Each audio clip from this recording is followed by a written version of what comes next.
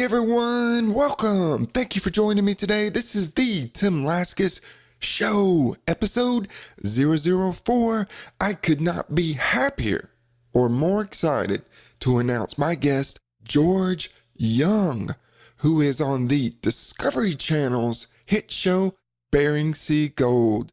George is the ultimate entrepreneur, and he shares behind the scenes of what it's like to be a gold miner in Nome, Alaska. Get ready. Enjoy. The Tim Laskus Show, in search of entrepreneurial gold. Tim digs deep into the minds of his guests. Entertaining, down to earth, and informative. Now, here's your host, Tim Laskus. Welcome everyone to the Tim Laskus Show. I am so excited to have as a guest George Young from the hit TV show Bering Sea Gold on the Discovery Channel. George, thank you for joining me today. Thank you, Tim. Hey, you were telling me just a few moments ago that you're quite the outdoorsman. I mean, you're doing all kinds of stuff from skiing, riding snowmobiles to ice fishing. Tell the listeners a little bit about what you do when you're outside just letting loose.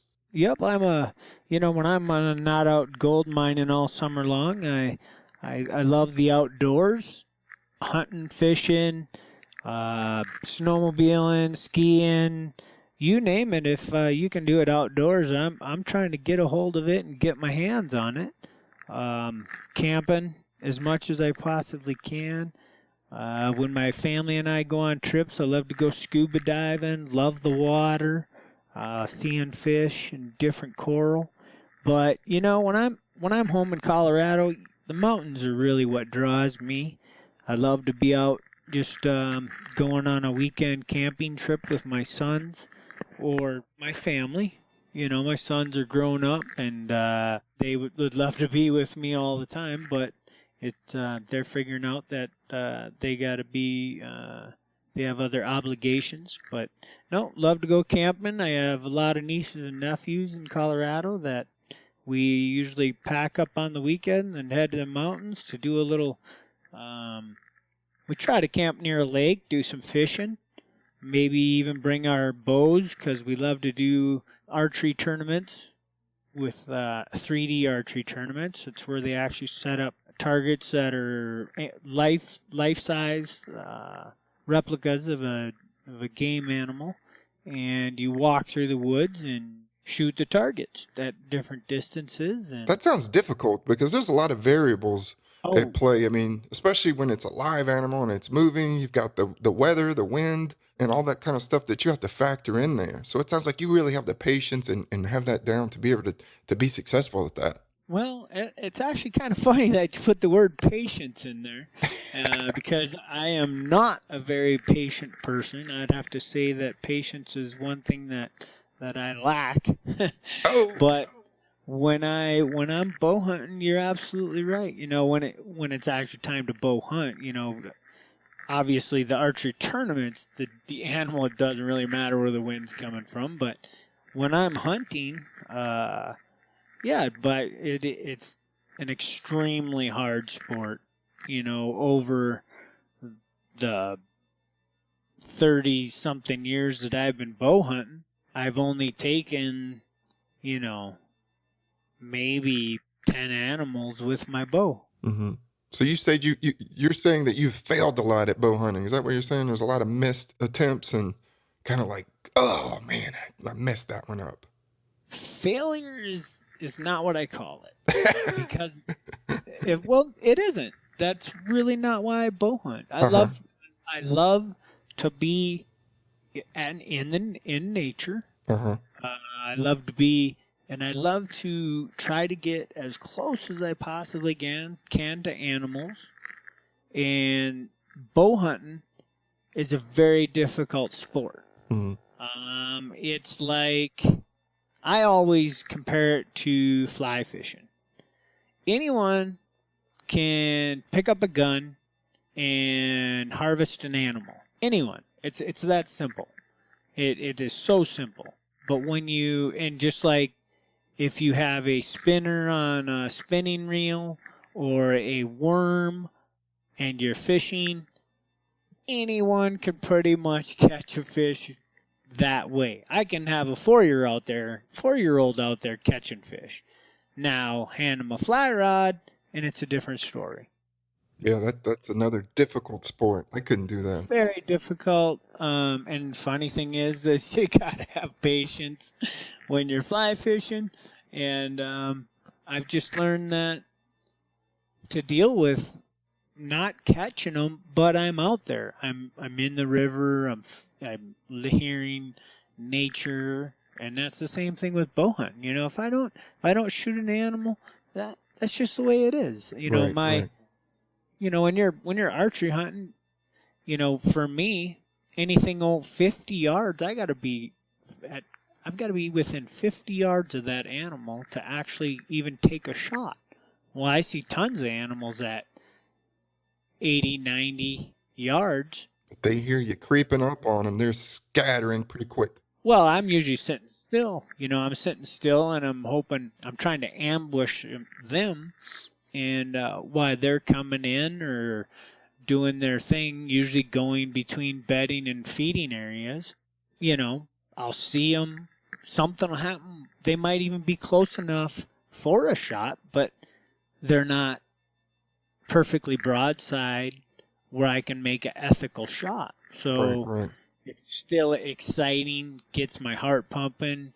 You know, it lets me know that I'm alive. Yeah, well, that sounds like the ultimate rush. Now, you had mentioned ice fishing. Is that really an excuse just to sit out there and drink beer? You know what? I don't drink beer. So, no, it's not. I love to ice fish. I really enjoy, like, again, I'm outside. I don't want to be in the house. Mm-hmm. You know, I don't want to be in the office. I want to be outside. So if I can and that's why I love gold mining, is because I'm outside. Yep. I'm out on a boat. I'm out on a lake. I'm doing something I love to do. I'm not in an office. My job as a gold miner is to be out on a lake. And, out on a lake, but I'm in the ocean. In the ocean with all the elements around you. And it's the ultimate rush. Yeah. Well, speaking of that ultimate rush, George, what was it like for you when you first found out that you were going to be on the Bering Sea Gold show? It took about 3 years of me talking to they have a person that looks for talent, or, you know, for people to be on shows. And it took 3 years of me talking with her to finally, for her to call me up and say, hey, we got you on the show, you know. And it was like, you know, at first it was, oh my gosh, this is awesome. I can't believe it. This is going to be just the coolest thing on earth. And then it was, oh crap, I got to get ready. I mean, I signed the papers to be on the show on a Friday, and I was in Alaska on Monday. So 3 days. Whoa, that's fast. 4 days later, I was flying out. Wow. Yeah, and That is incredible. getting my boat ready to getting it ready. I mean, that was a big undertaking, just to make it, to adapt it to my needs and the way I wanted it set up to be the safest vessel out there to dive off of, and for not just for me, but for me and my crew, because I have other divers and deckhands that are helping me find the gold. How many people are on your boat? There's 3. There's me, and I have another diver. Well, I like to. This last season, I had a few, you know, a few different tenders. That one of them did dive a few times, and the other one, she ended up just being a tender, making sure everything was fueled up, was a mechanic. And so, yeah, 3, and then obviously the cameraman. also for the show. Mhm. And what was your experience filming the show? And it sounds like, once they gave you the green light, you were out there really quick. And then when you showed up, you're running around to get your boat ready, get your crew ready, and putting everything together. And during this time that they're filming, and now that you look back on it, was what you expected very different than what happened, or vice versa? What? When I got there and they started filming me, they started, adding cameras to my boat and, just they would pull you to the side and do interviews every now and then. And boy, you really knew that you were on a TV set. It was, it exceeded it exceeded what I thought it would be. I really kind of thought they were way more further in the background, just kind of filming you, and you're doing whatever. Mm-hmm. And they were they were right there with you. Everything you did, they wanted to film. If you were driving a vehicle, they wanted to film your hands turning the steering wheel, And so they were filming everything you did. When I put my wetsuit on, they would film me putting my wetsuit on, taking my wetsuit off, and doing it maybe more than once, throwing the anchor. When we got to where we wanted to dive, they wanted to film us throwing the anchor. If they missed it, we would pull the anchor up and they'd film it. They'd have us do it again. So they really got that. They really liked to get every aspect of everything we did. You starting a motor up. Did you feel like it was an invasion of privacy at times? I signed up for it. I signed up for them to come and do that. So there got to a point where I did say, come on, really? Yeah, I got to make my guy, throwing the anchor is not the funnest thing on earth. Well, throwing it ain't that bad, but pulling it back in and throwing it again, that's not the funnest thing. And my cameraman, he missed it, or I don't know what happened, but he said, all right, let's do it again. And I was like, oh, come on, really? I mean, this is like the 900th time you filmed us doing that. And he kind of lit into me. He had to straighten me out, which, he's like, hey, you signed up for this. I got a certain amount of things that I need to film, and that's one of them.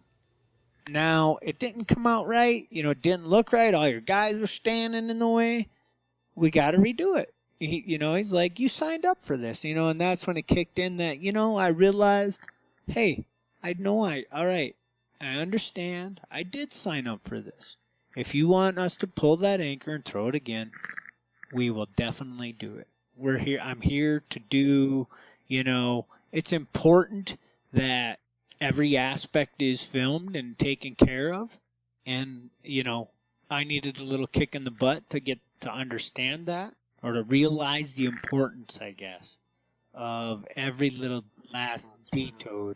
Well, I've seen in other episodes where some of the guys would get so frustrated and angry at whatever they're doing, and the camera's right there in their face, and they're like, "Get out of the way, leave me alone," and they just kind of walk off into the, wherever they're at, and so you could really, kind of get that sense of emotion, and so I could tell the cameras want to be there when you get emotional, whatever it might be, angry or sad, they want to be in your face, and that's a time when, it's a personal time, and I could see how it would be agitated, and so I could really kind of, put myself in their shoes, knowing, oh, I'm angry about something and I've got a camera in my face. But yeah, it's got to be a really different experience. But I would imagine over time that they are just kind of like everything else that's out there with you. They're just part of the environment, and that it's not that big of a deal. Did that kind of start to happen for you towards the end?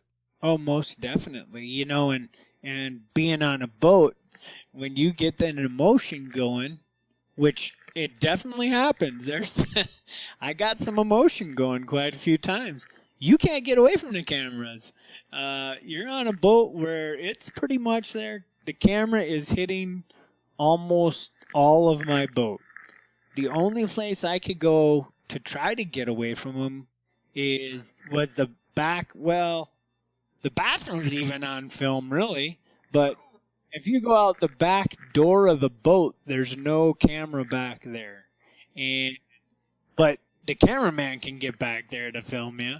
So if you're having a tissy fit, and he really wants to get it, he'll come back there and film you. And I mean, at no time did I tell him, get away from me, or I need I let him film every emotion that I went through, and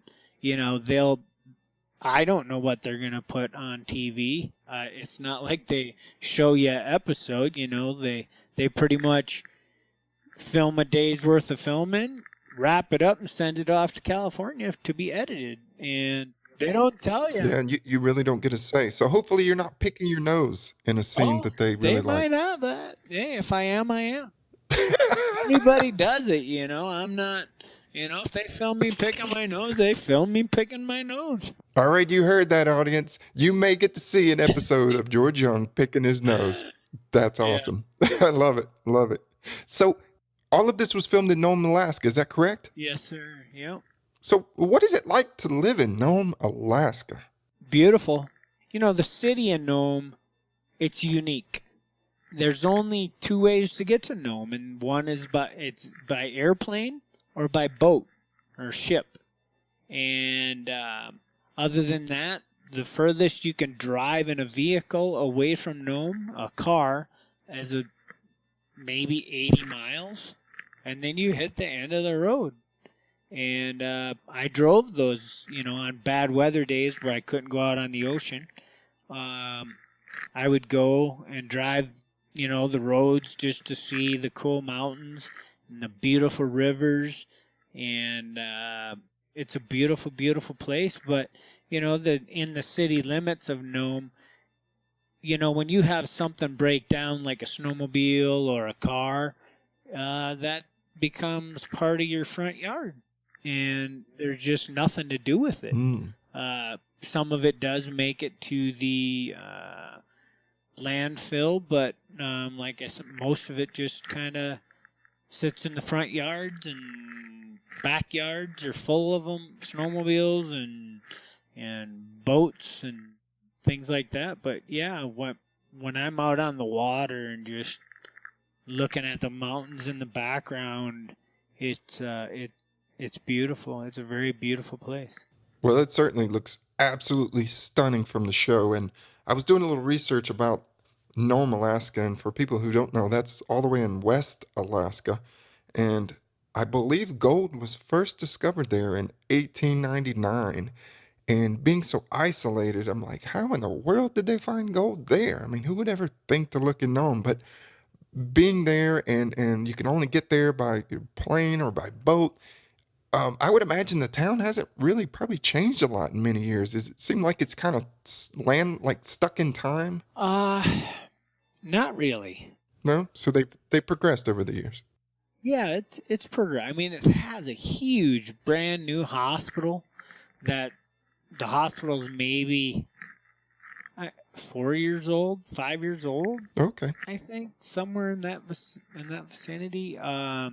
The school is a modern-looking school. There's over 4,000 people right now that live there. I think, when the gold rush was huge in the 1800s, I think there was I would just be guessing, but I know it was a large amount, 20, 30,000 people ran up there. And I think that's what was happening all through Alaska, is they were just... they'd pan for gold in any river, and all of a sudden, Nome, some crazy guy, looked at the topography and realized how the glaciers move through Nome, and probably said, I bet there's gold up there. He went up there, found gold, bragged about it, and the herd came a-running. Wow. So one crazy guy out there started it all. That would be my guess. Yeah, one crazy guy found some gold. Speaking of gold, when did you first catch gold fever? And what was it like when you got your hands on your first I don't know, nugget or flake or whatever it was. How old were you when you got into it and actually started doing it? Well, I'm a newbie. I want to think about this. About 5 years ago, my brothers, I watched the show before I went up there, and I thought it was cool. It was a show that I watched, every week, and my brothers did too. And one of their buddies was building a dredge to go up there and do this, and he ran out of money. So he got a hold of my brothers and to see if they wanted to join in, and they said, "Oh heck yeah!" They jumped in with everything, and they went up there that year, and they mined pretty hard, and they did okay. And the next year, they did really well with it. And that year, I went up. So this is probably 4 or 5 years ago that I went up to help my brother, one of my brothers, put the boat away for the season. And I got a chance to actually go out and dive. And I dove and, I grabbed the nozzle and started sucking gold off the bottom of the ocean. And that's when I was like, this is cool. This is really something pretty neat, And it was just, I love the adventure. The adventure is what really gets me. And this last year, I was, my brother, he went big. He got in with a few investors, and they bought a barge that has a backhoe on it that has a 5-yard bucket and just goes out there and is a gold getter. And so his small dredge, it's just a pontoon boat basically that is modified to with pumps and motors and you got to have heating systems that heats water so you have heat when you're underwater. You actually have heat that flows through your suit because the water temperature's in the 40s. Right. And so for people who haven't watched the show, the divers don't have scuba tanks on them. They're hooked with a line that actually brings them air, and then they have a wetsuit on. It's not a dry suit.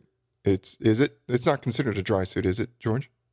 No, it's a wetsuit. It's a wetsuit, and then it just has it's constantly being filled with warm water to keep your body temperature, warm while you're down in those cold waters.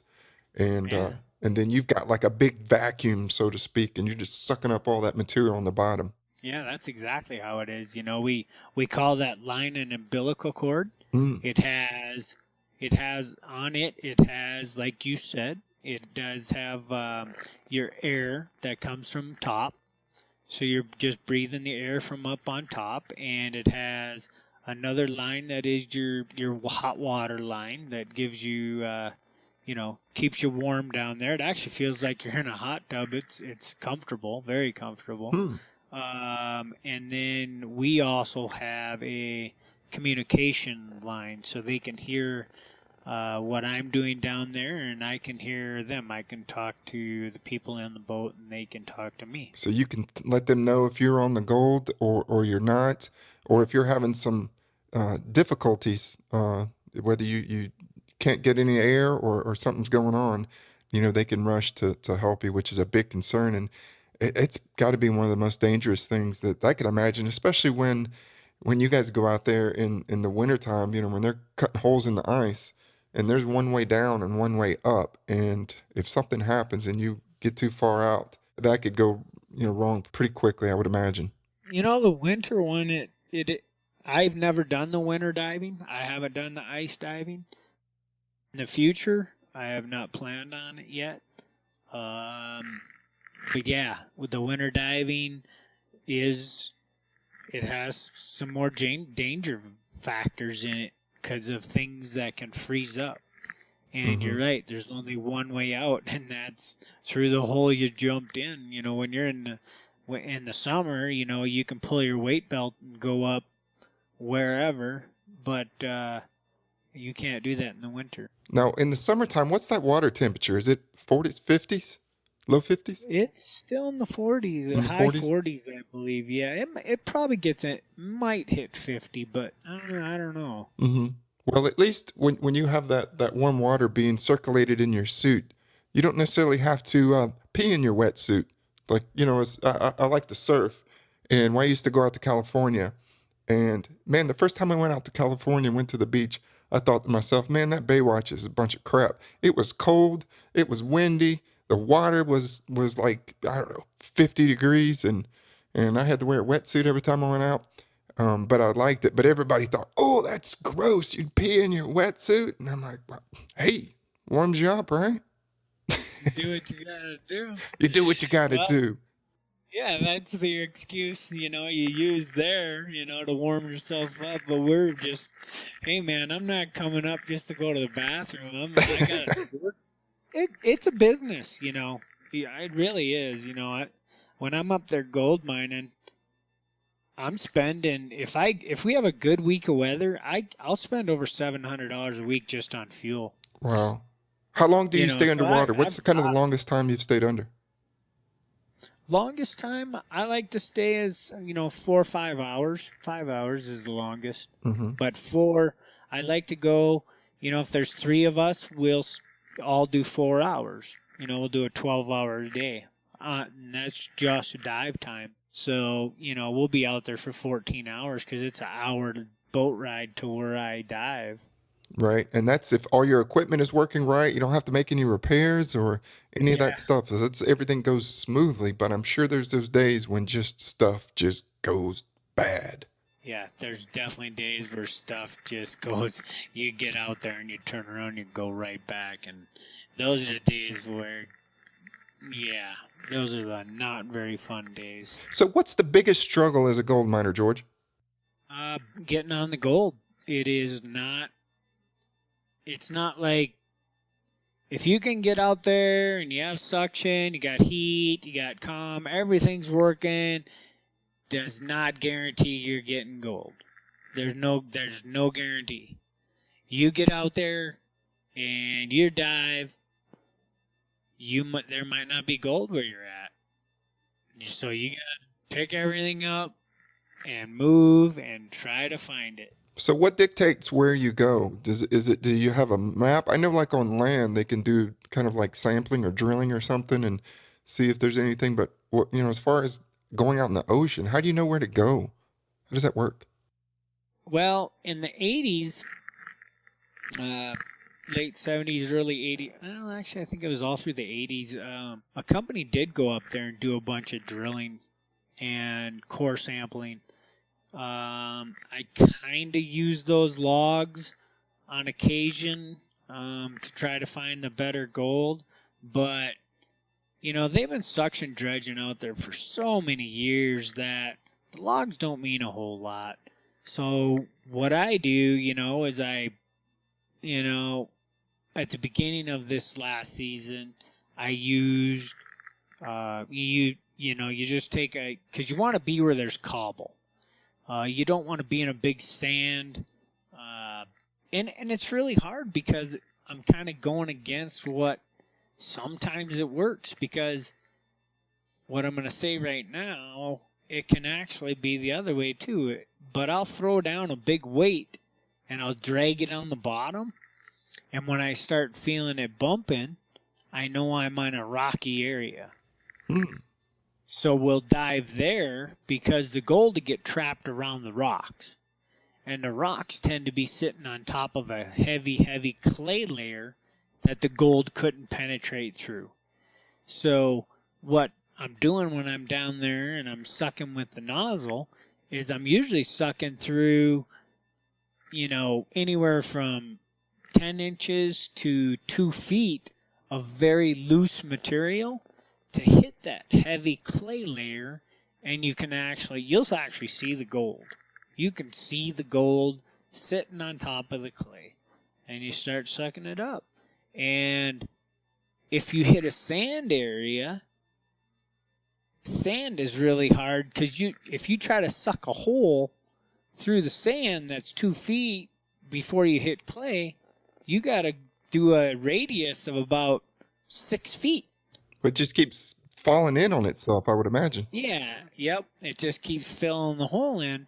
But sometimes that's where the gold's at, is underneath that sand. So you got to weigh, is it worth it to do this 10-foot radius that took an hour to get down to the clay? Is there enough gold there to warrant that much work? And you got to weigh a lot of that. It's not an easy thing, It's like I said, it's very difficult. It's a lot more difficult than I thought it would be. Yeah, and I think that's probably the misconception that a lot of people have about gold mining in general, is that, man, I'm going to go up there and I'm going to be the lucky one. I'm going to strike it rich and I'm going to come out with, 5,000 ounces of gold or something. But people don't realize that you're going to spend a lot of money and a lot of time, and there's going to be a lot of headaches along the way. And for you just to go out there in your first try and struck it rich with a couple of 1,000 ounces of gold probably ain't going to happen. Probably going to have better luck playing the lottery, would you say? Yeah, I would definitely say play, especially if you're thinking 1,000. If you put 1,000 and you got a setup like mine, definitely go home and play the lottery. But if you put it down into the realistic 100 or less, it's possible. Yeah, it's possible. It's not an impossibility. Right. So people can find gold. So with that being said, if someone came to you and they said, George, I'm going to go up to Nome and I'm going to go out there and find some gold, what kind of advice would you have for them? My advice would be find someone that's been up there a lot and either hire them to be on your boat or go on their boat. Those would be, something to do. Or, hey, good luck. Your first year, you're going to learn a lot. You're going to go home broke. And just hopefully you learned enough that your second year, and this is where I'm at, is that I'm going back up there my second year, and I hope to do better than my first year. Is it hard to get respect from the guys who've been out there for years doing it, and then they see a newcomer? I would imagine it's kind of hard to break into the club. Yeah. Well, I'm kind of lucky because my brother's already one of the kings of the club. But that helps.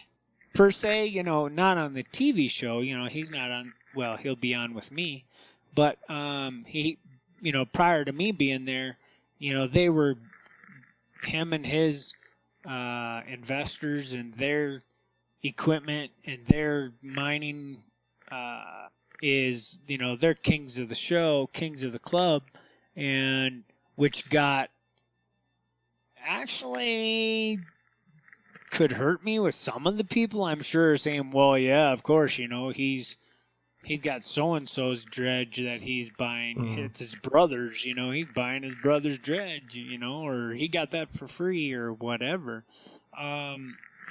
But I certainly didn't go up there to, I'm not up there to be buddy-buddy with everybody. I'm not a jerk to anybody, but my goal is not to hang out and like I said, it's a job. It's a tough job. Yeah. It's one of the toughest jobs I've ever done. Mm-hmm. We just talked about it.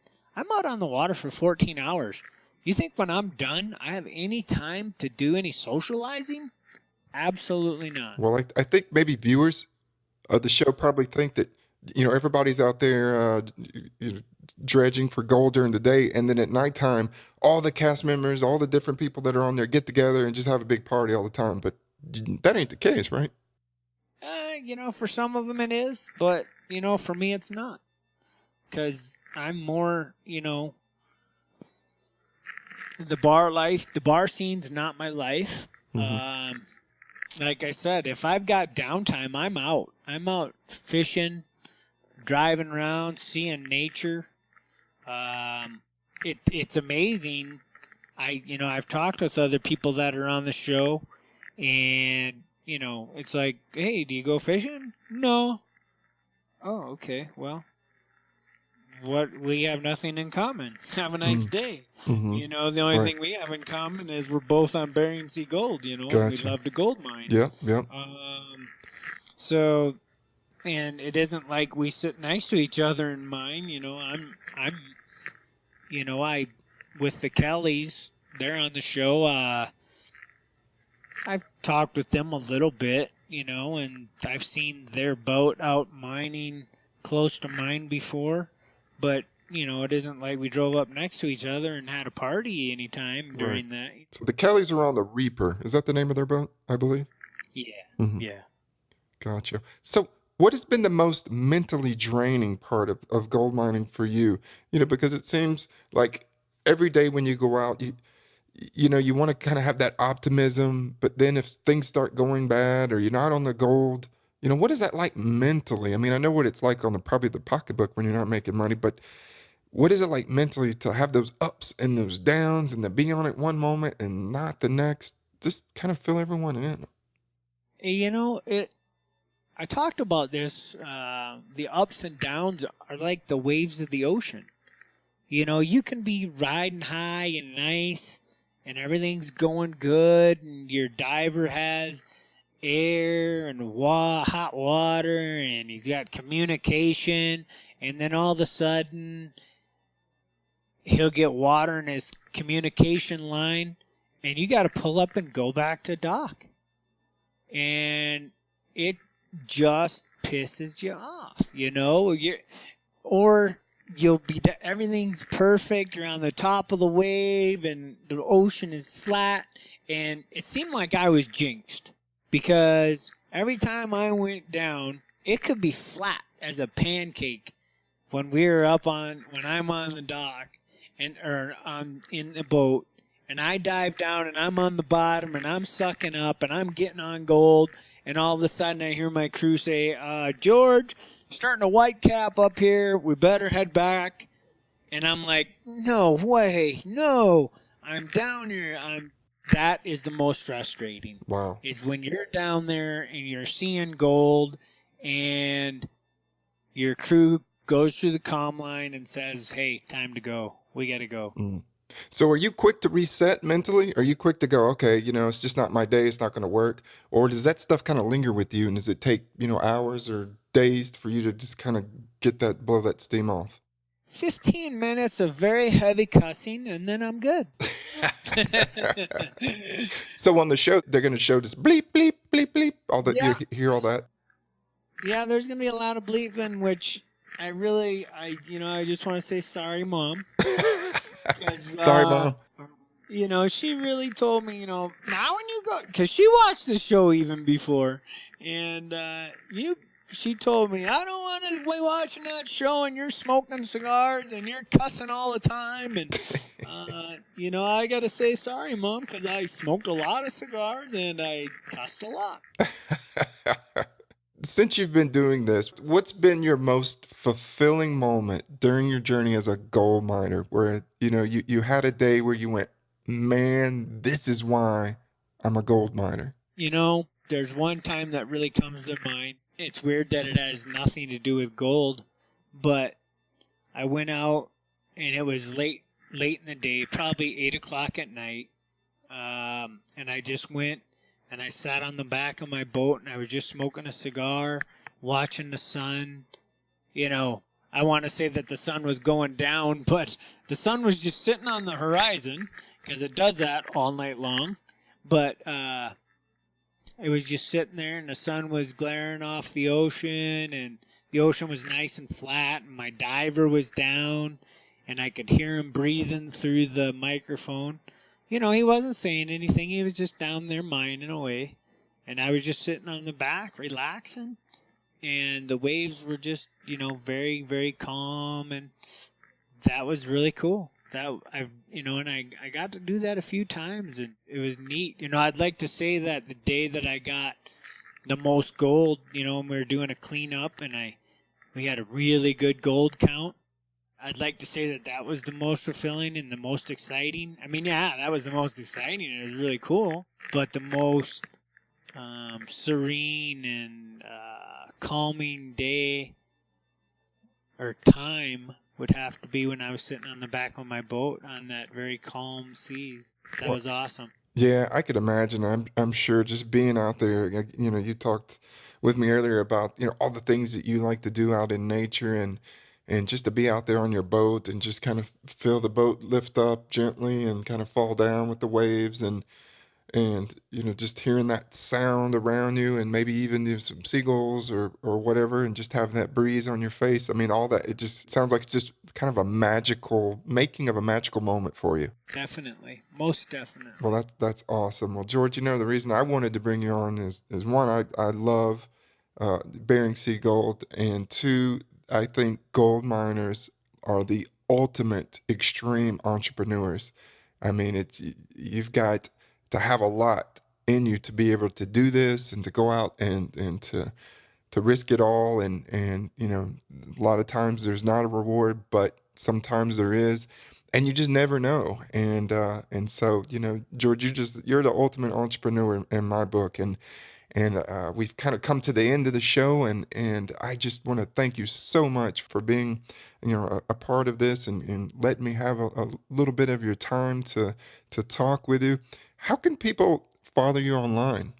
I have a Facebook page, George Young from Nome, Alaska, and I also just started another Facebook page, which is actually more of a where you can follow me and you follow just my gold mining. And the weird thing about that one is it's called the Unofficial George Young, which I'm trying to get the word unofficial off there and put the word miner, but for some reason I have yet to fit. I'm not a techie, so figuring that out is not simple. But yeah, on Facebook, a person can definitely follow me. That's actually my only avenue right now. I don't have a Twitter account or any of those other things, but Okay. yeah, I appreciate that you had me on your show. I enjoyed sharing my experiences with other people, and I hope that everybody can come out and watch Bering Sea Gold. Their first episode this year is February 1, and my first episode that I'm going to be on is February 22nd, and I believe Mountain Standard Time, I believe that's going to be on at 8 o'clock at night. I wouldn't quote me on that one, but I believe that's when the time is. And I hope everyone out there can goes out and checks it out. For sure. So just to recap, everyone can find George Young on Facebook. His first page is George Young from Nome, Alaska. And then he has the Unofficial George Young page where he is just kind of showing only his diving, gold mining, and all that good stuff. But if there's anyone out there who's technologically advanced who maybe can help him get rid of the unofficial in his title, I'm sure he would love for you to reach out. Also, as he said, George is going to be on the first show that he's going to be on is February 22nd, 8 p.m. Mountain Time, and that is Wednesday night. So that is awesome. Thank you, George. It's been a pleasure, and I look forward to staying in touch and have you again on the show in the future. Thank you. Thanks. I'll be looking forward to that. Absolutely. Want more entrepreneurial tips? Go to timlaskus.com.